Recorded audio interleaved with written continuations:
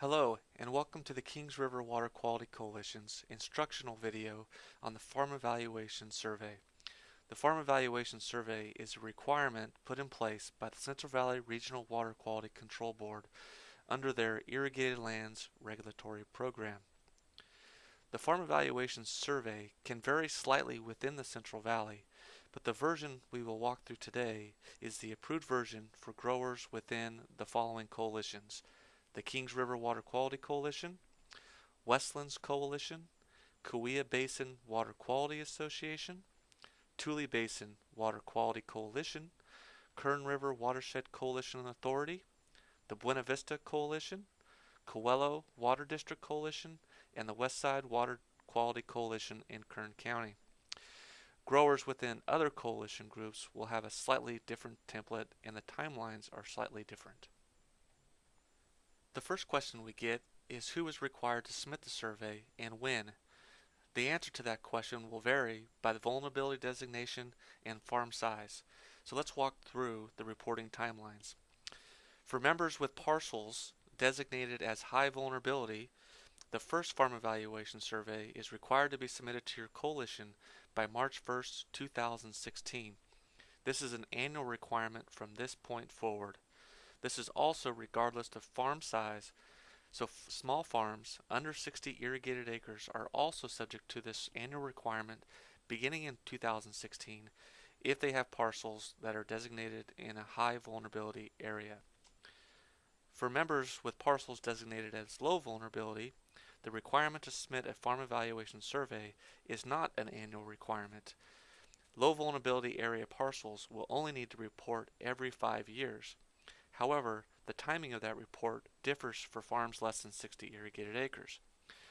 Large farms in low vulnerability areas will turn in the first survey by March 1st, 2016, and then will turn in their next survey in March 1st, 2021.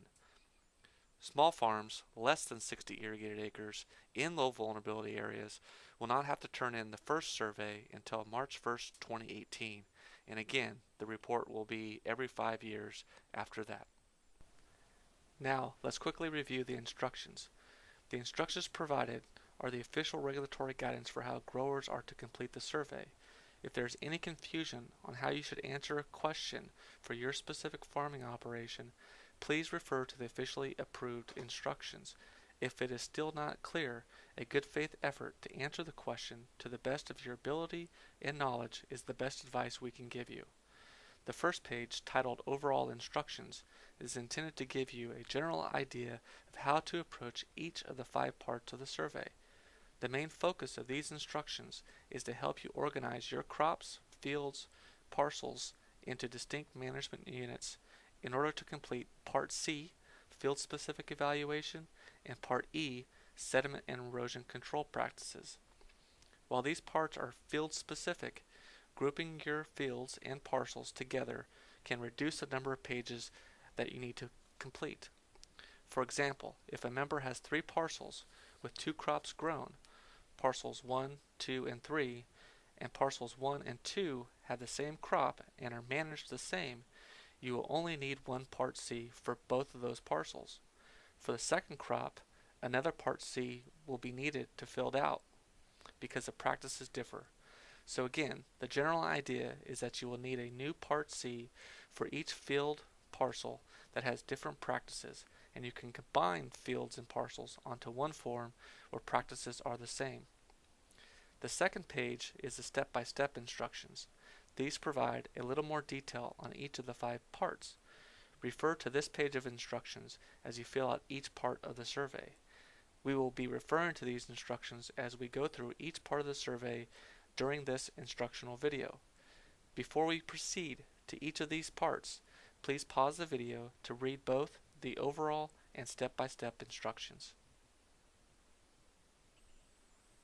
Now that we've reviewed the instructions, let's move to Part A, General Farm Practices. Part A only needs to be completed once for each membership in the coalition.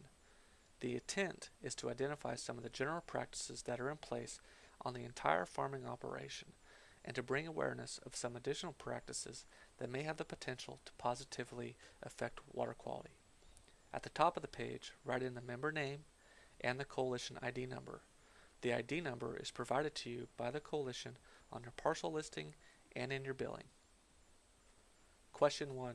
Pesticide application practices. Put a check next to each of the practices that were in place on your farm during the prior crop year by either you or the individuals who made your pesticide applications. If you do not apply pesticides, please check No Pesticides Applied and move on. Question 2. If you have one or more nutrient management plans, who helped prepare the plan? Either a certified crop advisor, a pest control advisor, someone certified as a technical service provider by the NRCS in nutrient management, professional soil scientist, professional agronomist, independently prepared by you the member, a UC farm advisor, or none of the above. Question 3. Complete Part E on sediment erosion control practices used on farm fields. This is not a question and does not need an answer beyond returning Part E sediment erosion. Question 4. Does your farm have the potential to discharge sediment to off-farm surface waters? This is an important question and one that has the potential to trigger additional requirements. Check No if your farm does not have the potential to discharge sediment into a surface water body off of your farm. Check Yes if your farm has the potential to discharge sediment into surface waters off your farm. Checking Yes will also trigger a requirement to employ sediment and erosion control practices that must also be identified in Part E, and also you may be required to complete the sediment and erosion control template. Protection of surface waters from sediment is a key goal of the Regional Water Quality Control Board. They have fined several landowners for sediment discharges in the area. Care should be taken on all your property to contain sediment. Part E, sediment and erosion control practices, and the sediment and erosion control template can help you identify practices that you can use on your farm to reduce the likelihood of sediment leaving your property. The final step in Part A is to sign and date the document under penalty of law. This should be done after the completion of the entire document. The signature is to attest that the entire farm evaluation survey was completed in good faith and is accurate to the best of your knowledge. The person signing this statement should be a person with the authority to sign on behalf of the farming operation. Now let's move to Part B, irrigation well information. Part B also only needs to be completed once per farming operation or per coalition membership. You will only need to make additional copies of Part B if you have more than 12 irrigation wells associated with your operation. In order to complete this section, you will need to create a well ID system for your operation if one is not already in place. For example, labeling Well A, Well B, Well 34, Well South Ranch, etc. The well ID that you establish will then need to be included on your farm map in Part D. This portion stays on farm. Location information for each irrigation well is not to be provided in Part B. Question 1. Do you have any irrigation wells on parcels associated with this farm evaluation survey? This is not a domestic well unless your domestic well is also used as an irrigation well. Best practices should also be in place around your domestic well, but is not subject to this form unless it is also used for irrigation purposes. If the answer is yes, you will need to complete the table below. If the answer is no, proceed to question number 2. Question 2. Are you aware of any known abandoned irrigation wells associated with this farm evaluation? If the answer is yes, complete the table below. If the answer is no, and your answer to question 1 was also no, you can skip the table completely. Question 3 is the table below. After you've established a well ID system for your operation, list all of your irrigation wells and any abandoned irrigation wells by the well ID number onto the farm well ID column. After you have listed all of your wells, place an X next to the practices that are in place for each well. After identifying the practices, place any relevant comments below, and this portion of the survey is complete. Part C, Field-Specific Evaluation. Part C will be the most time-consuming portion of the survey, especially for farming operations with multiple crops and/or differing management practices. Take a look at the answers to questions 2, 3, and 4 in order to group your field's parcels into distinct management units. If you only have one field parcel or one crop that is managed the same, then this step is not necessary.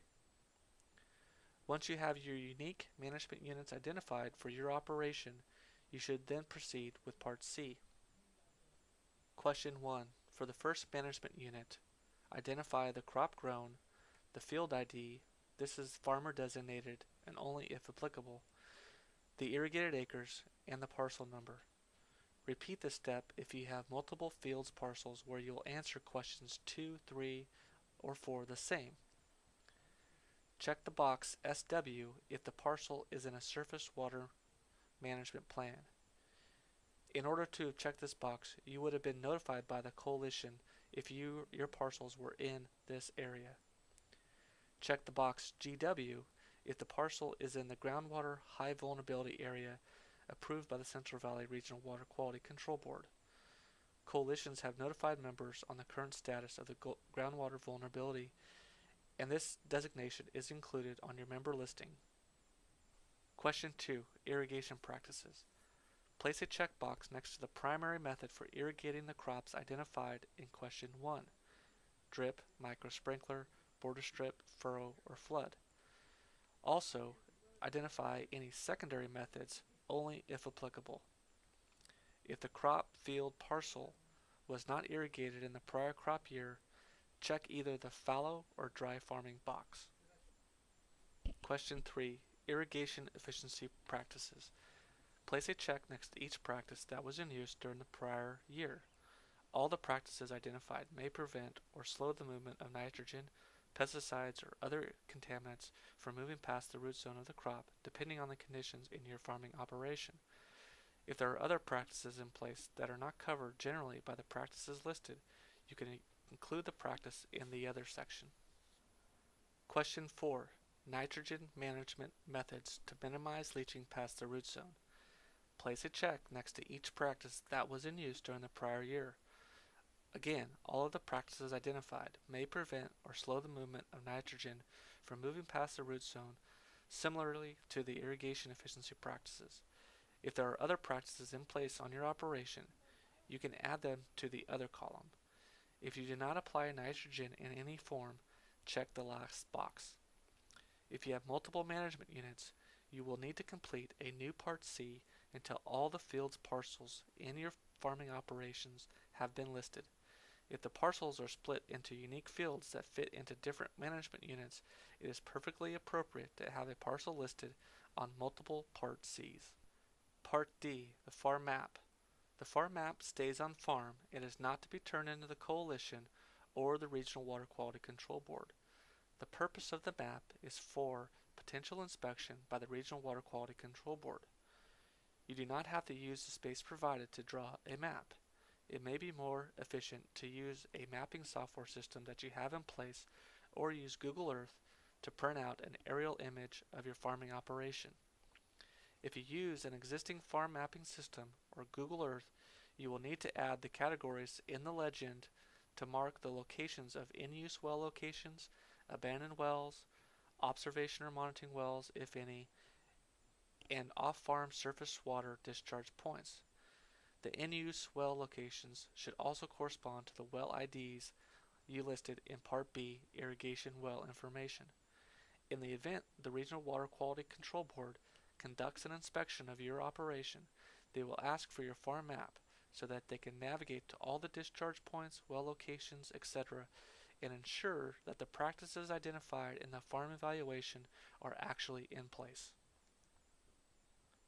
Part E, Sediment and Erosion Control Practices. Completing Part E, Sediment and Erosion Control Practices, is required of all members completing the survey.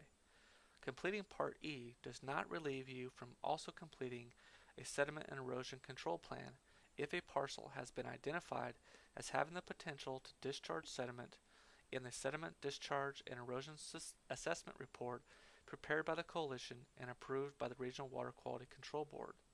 Or if you self-reported that your farm has the potential to discharge sediment and the answer to question 4 in Part A of the farm evaluation.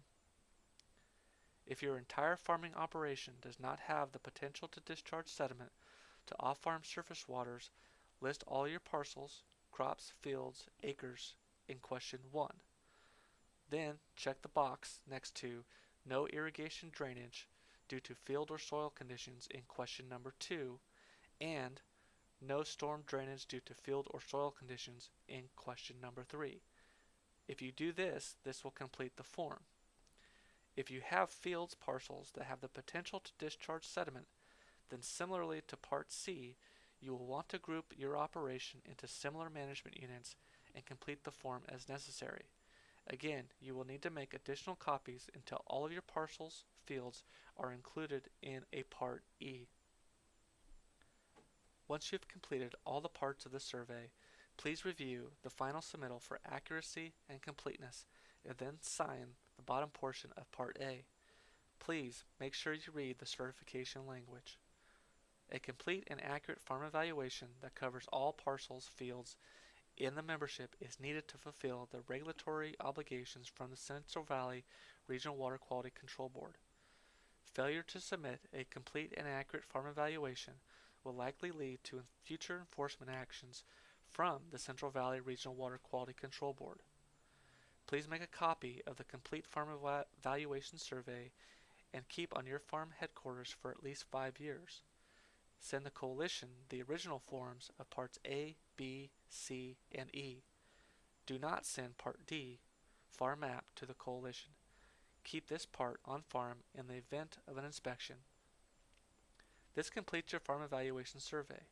If you have further questions, please refer to the official instructions or contact your Coalition for additional help. Thank you.